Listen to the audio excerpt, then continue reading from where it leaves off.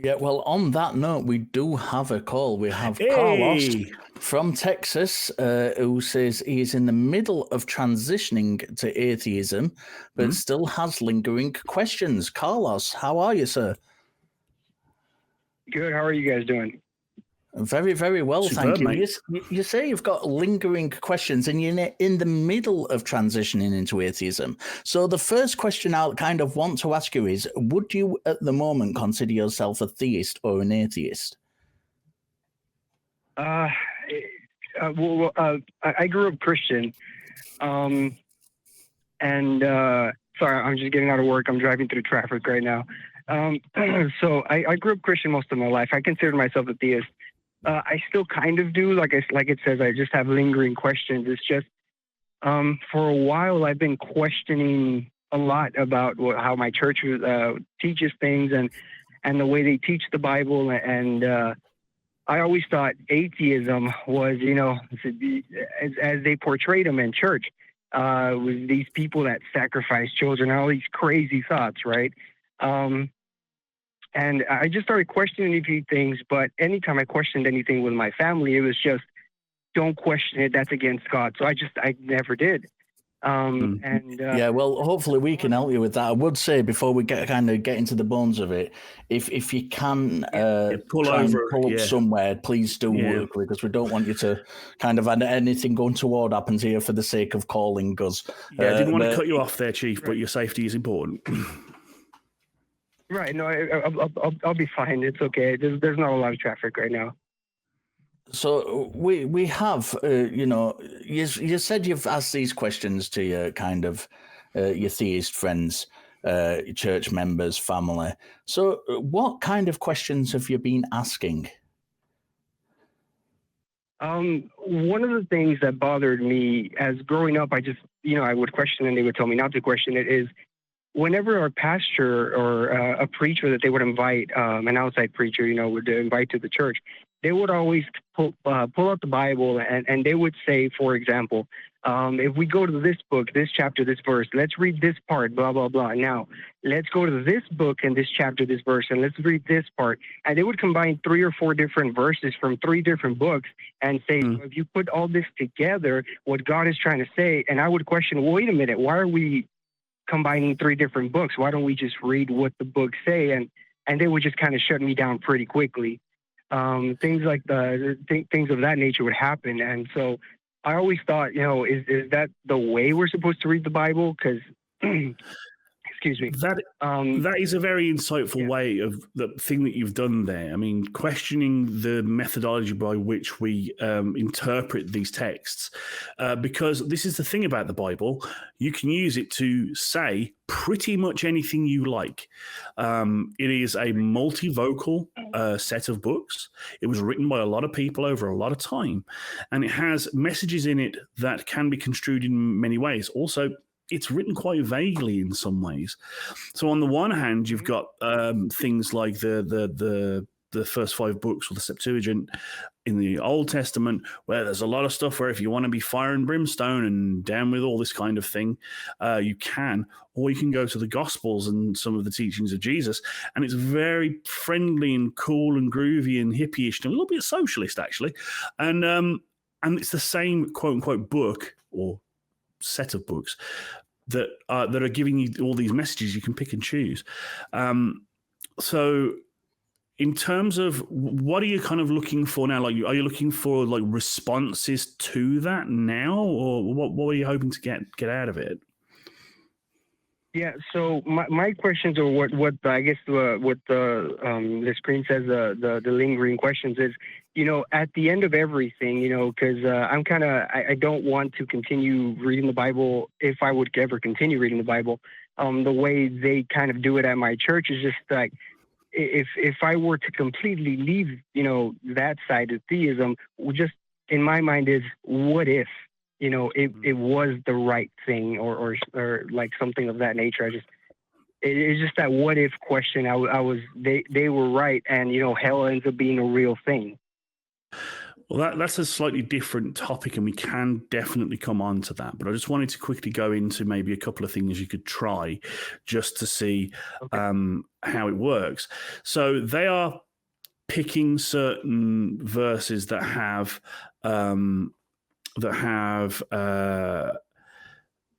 disparate. They're from disparate books, but they have a sort of a topical through line. You could do the same thing. You can think of something that maybe they wouldn't agree with, and then just do a little bit of Bible study and go and find passages that prove it and link them and say, well, in my interpretation of the Bible, I believe that if we read this and this and this, then, I mean, it's a low-hanging fruit, but like homosexuality is perfectly fine. Like everyone should be loved and everyone should be protected. And this verse and this verse and this verse prove it. And especially if one of those verses is from the Gospels and has Jesus saying something. So doing a little bit of Bible study in that way and using their own technique to prove to say something, to have the Bible say something that they may not agree with, could rattle them a little bit and make them say, oh, actually, yeah, maybe this way can be used. Or they would just then go, well, no, you're doing it wrong. And then you just go, well, can you explain how to do it right? And then he's saying, well, if how to do it right is entirely down to just giving the message that you want to give, then I don't see why it isn't just your opinion and your interpretation rather than the interpretation of the Bible. Yeah, Jamie's got a good point there. I think what I'd tend to do as well is, look, there's kind of two things to this. One is, the way they're reading the Bible. Is it a correct way of reading the Bible? And I would say, and this might come as a surprise to some people, I would say yes. Reading it as a believer is a perfectly legitimate way to read the Bible. As is reading any religious text. If you're a believer in that religion, really reading it as a believer is a legitimate way to read it. However, there are more than one legitimate way to read the Bible.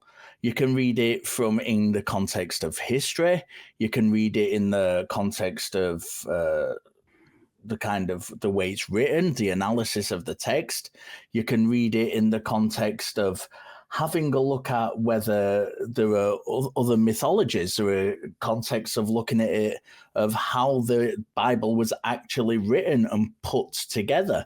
And there are lots and lots of really, really good resources on doing all of these. I'd kind of approach it a different way. And, I would say to your family, I want to learn more about the Bible. I'm interested in learning more about the Bible, but I want to learn about it as fully and properly as I can. And I would introduce biblical scholarship into it. There's a great guy. Lots of great scholars. Some of them, they don't have to be, I don't know, a lot of the kind of go-to people in our community. I'm a big fan of Dan McClellan. He's a good one. Yeah, Dan McClellan. He's a Mormon. He's a believer, but he is absolutely razor sharp on biblical scholarship. Also, an associate fellow of my alma mater, Birmingham University. Shout out Brummies. But anyway, yes. So there are definitely resources out there, like Richard said, Bart Ehrman, Dan McClellan, people who you can pick from and go, well, this is what these guys say. What do you think of that? Yeah, and a lot of those will show how the Bible's actually been put together. There's two great books by biblical scholars. One is Bart Ehrman. I'm just trying to have a look at what the other guy's called because I've forgotten it. It's sat on my shelf. The other is John Drain. They're both written kind of academic books on the New Testament, how the New Testament was put together. John Drain is a hardcore theist, is a hardcore Christian. Of course, Bart Ehrman famously is not a Christian anymore. He started to be a Christian. He studied the Bible, and he said that's what kind of led him out of Christianity. But what's interesting about this is they've both written undergraduate works on the New Testament and how it was put together. And despite them having different faith positions, they are legitimate scholars, and they have both followed the scholarship. And in these two books, written from these different faith positions, the conclusions are the same, or largely the same. So it tells you about it. That, for example, when the New Testament was written, you've got books that with there's a source which is known as the Q document, which we don't actually have. But the scholars believe that because the writings are so similar, they must have a shared source. And this Q document is what is believed that shared source is believed to be. We've never found a copy of it, but the kind of evidence is so strong that it did exist, that this is part of mainstream scholarship.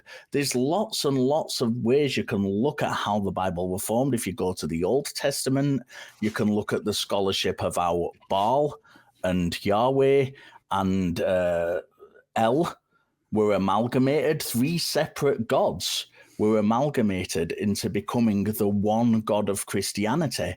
This is well-known stuff in scholarship. Mhm. So introducing, you don't even have to make it sound like you're kind of going against your family. You can make it sound like you're really interested in doing more study into the Bible, but introduce these elements that they might not be aware of that'll actually open to their eyes that it's not just the pulpit view, which is an important view within, reading the Bible. There are different ways to do it.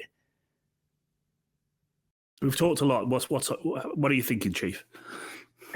No. I mean, it makes a lot of sense, everything you're saying, and you're right. Like if we're going to read it like that, I mean, I can make any book sound great. I could take a book about Hitler and make it sound really great if I'm just going to pick a few sentences here and there. He did love his dogs, and he was a vegetarian.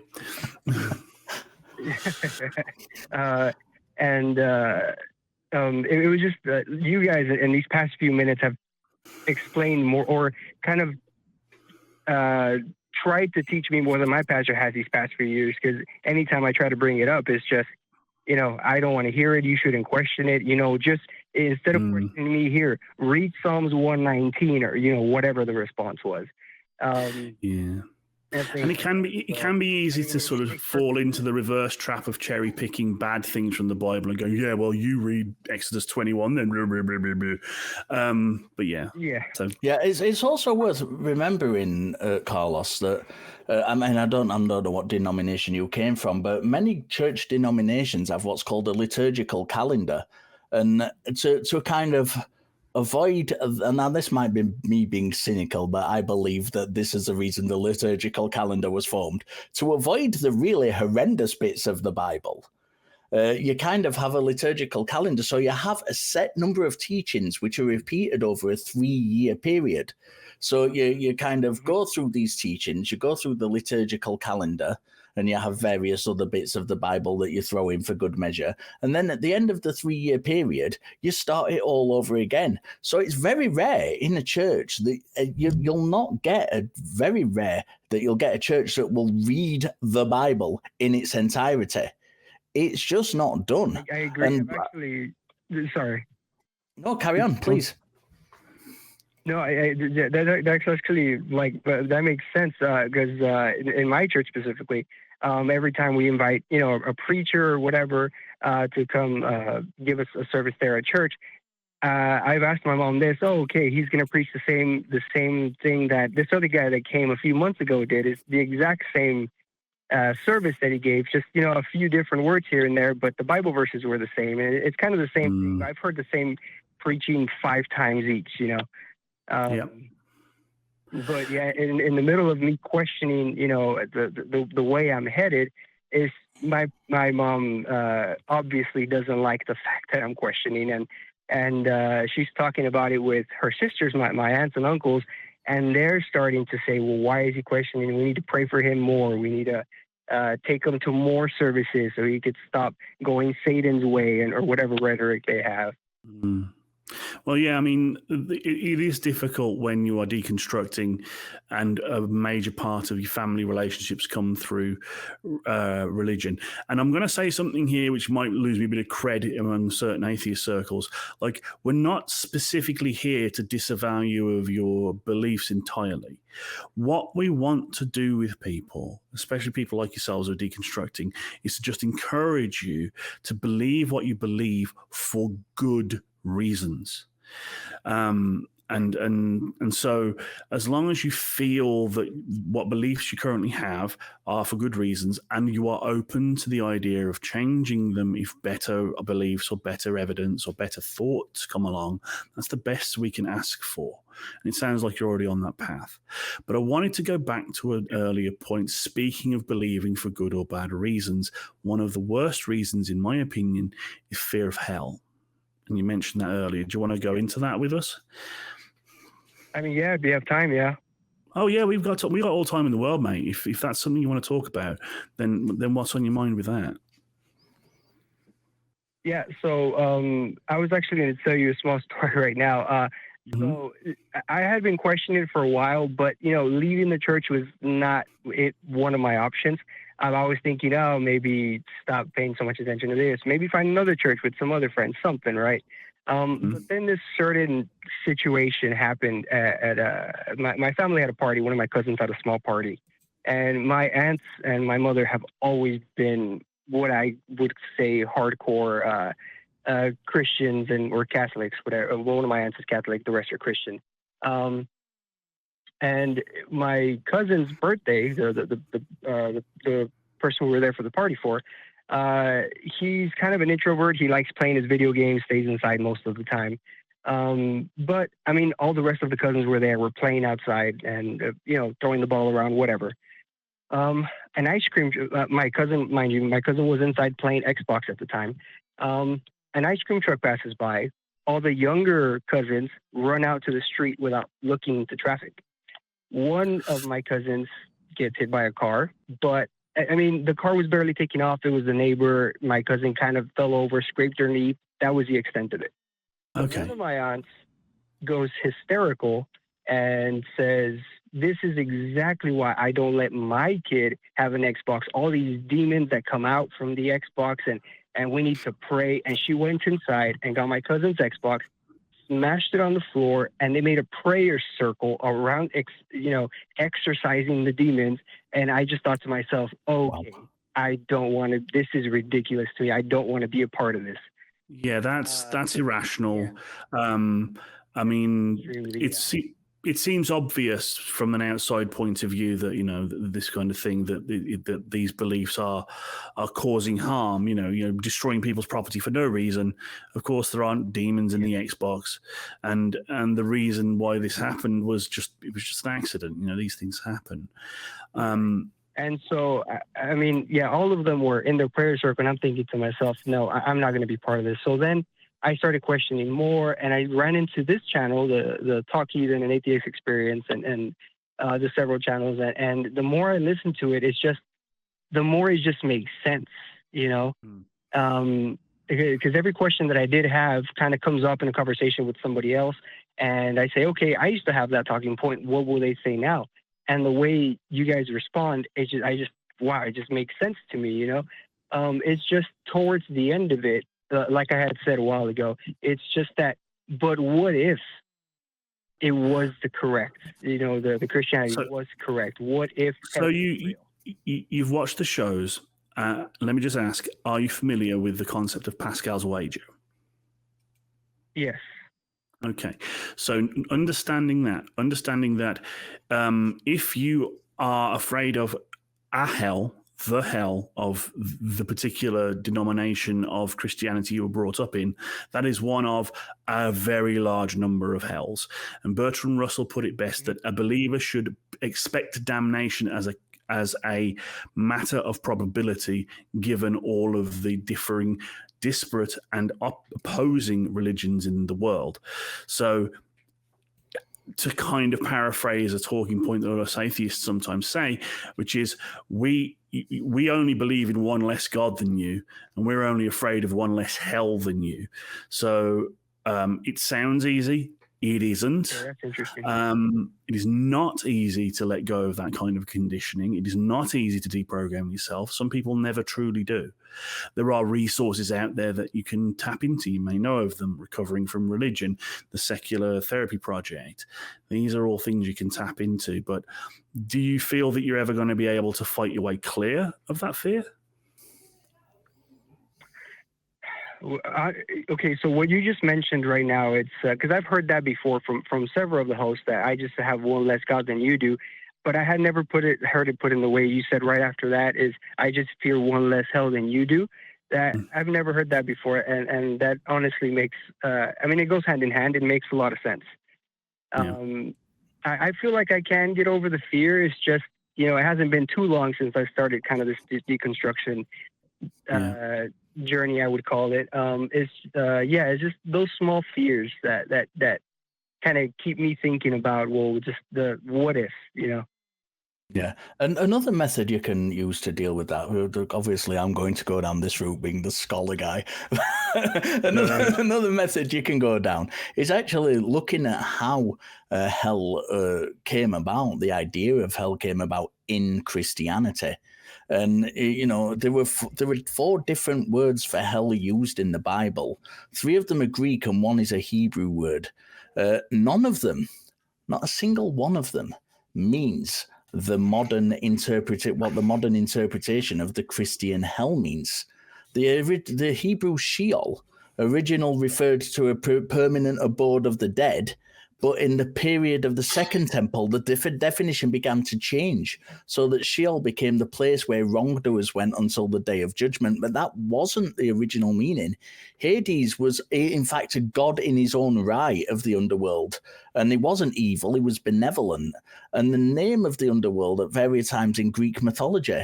And as a realm, it's said to have consisted of different parts, but it's generally considered to be misty, and all mortals, not just the wicked, go there when they die. That's the original meaning of Hades.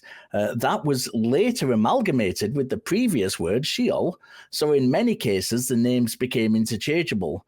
Tartarus was also both a realm and a god in Greek mythology, and it was both a prison for the Titans and where wrongdoers were received to receive divine punishment. That is a word used in the Christian Bible for hell. Didn't have the meaning it has now originally. Gehenna was a valley in Jerusalem where some of the Judean kings were said to have sacrificed their children by fire. And that's where the connection with the modern hell comes in. So it was thought to be cursed, but it was a physical place that actually existed in Jerusalem. And these are the 4 words that variously throughout history have been used in the Bible to describe hell. It's only later on we get this modern Christian interpretation. And the same, by the way, goes for heaven. The idea of heaven, where this perfect realm where people go when they die, that's not doesn't come from the Old Testament at all. That comes from the chap, I forgot his name, the philosopher, who thought, I can't remember his name, somebody will correct me and shout his name out in the chat, but he thought there was Plato, that's the one, very famous philosopher whose name I shouldn't have forgotten. He thought that there was a perfect realm where perfect things existed, and everything on earth was imperfect and kind of a representation of that perfect realm. And that's where our souls came from. And they came down from heaven originally. In Plato's version, they came down from heaven, inhabited the human body, and then when the human died, they went back to heaven. And this process was repeated. It was like a reincarnation. That is where the Christian version of hell comes from, because the early church fathers, between kind of the time of Jesus and 300, 400 AD, they were reading a lot of Plato. They were reading a lot of these Greek philosophers and taking their ideas from them. And when you look at the very, very earliest versions of Christian heavens, there were different ideas as to how exactly this operated. Some of them, so there was one church father whose name I forget off the top of of my head, but he actually believed that this process of reincarnation of souls would go on to such an extent that at some point in the future, both Christ and the devil would be reincarnated, but their roles would be reversed. Now, obviously, this chap soon became a heretic in the early church, as lots of these things did. But it just goes to show you that the ideas that are present in Christianity today, we can trace the sources back. We can trace the evolution of those ideas back and see where they came from. And it's really, really interesting when you get into the scholarship of that. Carlos, I've talked for far too long. Please respond. No, I mean, it's extremely interesting. Anything you just mentioned, I had never heard about. So obviously, I need a lot more research and studying to do. And obviously, my church would never go into anything like this. Correct. So it's all fascinating, and I definitely have more research to do, and everything you just mentioned. I'm definitely interested in finding out. I mean, I didn't know there was several versions of what the hell is and what hell is. I'm sorry, and what I didn't know there was different versions of what heaven is either. So definitely things I'm going to be looking into and bringing up in conversations, like not necessarily with family because I know where their mind is, but with other friends and with other communities, and I've been trying to link up with atheist community, different churches, to see different thoughts because Carlos, one thing I would implore you as a person looking into this stuff for the first time, it's very easy to kind of do Google searches on the internet. Please be sure to distinguish between apologists on the internet who are giving you this answer and legitimate scholars. It doesn't matter whether the scholars are Christian or not. Legitimate scholars are good scholars, even the ones who disagree with the kind of mainstream view. There's Luke Timothy Johnson is a Christian scholar. He's a really, really good scholar, and he disagrees with most scholarship on the New Testament, which doesn't say that Mark, Matthew, Luke, and John wrote the things, Gospels. That's the word I'm looking for. I'm forgetting my words a lot today. He thinks that those people actually wrote the Gospels. Now, this is a minority view in scholarship, but a great way of telling a legitimate scholar from an apologist who's going to lie about what they believe is Luke Timothy Johnson believes a minority view in scholarship, but what does he do? He tells people that. He tells people, I disagree with the majority view in scholarship. Here is what the majority view says. This is the consensus of scholars when it comes to the authorship of the New Testament Gospels. However, this is not my opinion. I must tell you I disagree with that. But this is the majority view, and he teaches the majority view despite disbelieving it himself. That is the sign of an excellent scholar, regardless of what their opinion is. So please try and differentiate between someone who disguises themselves as a scholar, but is in fact an apologist, and a legitimate scholar. Yeah, I mean, and if you want to just flap your gums with people who have varying degrees of interest and worldviews and stuff, do feel free to come to the ACA Discord, the fan Discord. It's fan run. It's pretty loose. It's pretty cool. You'll see me there. You'll see other luminaries of the ACA there, and you can absolutely chat the night away and help with your deconstruction. So thank you very much for calling in, Carlos. I think we're going to be letting you go just now, but we really appreciate you calling in and wish you the best of luck.